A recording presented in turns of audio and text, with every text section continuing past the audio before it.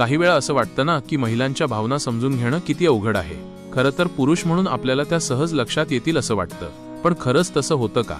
उदाहरणार्थ, बऱ्याचदा महिलांना भावनिक सुरक्षिततेची गरज असते। म्हणजे काय तर त्या मनात काय चाललंय, कशामुळे त्या अस्वस्थ वाटत आहेत हे समजून घेणं। पण आपण ते गृहीत धरतो, अरे काही नाही असं म्हणून दुर्लक्ष करतो। पण खरं सांगू का, हे दुर्लक्षच नात्यात अंतर निर्माण करतं। कधी कधी महिलांना फक्त कुणीतरी त्यांचं ऐकून घ्यावं असं वाटतं। आपण मात्र लगेच सल्ले देतो, असं कर तसं कर म्हणतो, पण त्यांना फक्त ऐकून घ्यायचं असतं, त्यांचं मन हलकं करायचं असतं।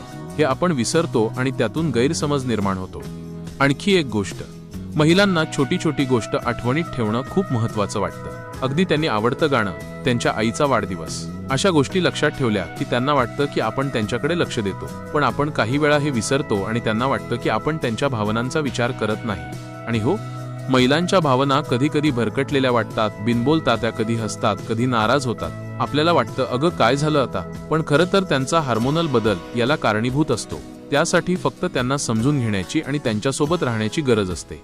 म्हणूनच मित्रा, हे सर्व ओळखून घेतलं ना तर नातं अजून घट्ट होईल आणि त्यांच्या मनात आपल्यासाठी विश्वास आणि आदर वाढेल।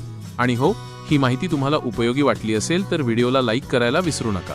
अशाच उपयुक्त माहितींसाठी आपल्या योग्य माहिती चॅनलला सबस्क्राईब करा। धन्यवाद।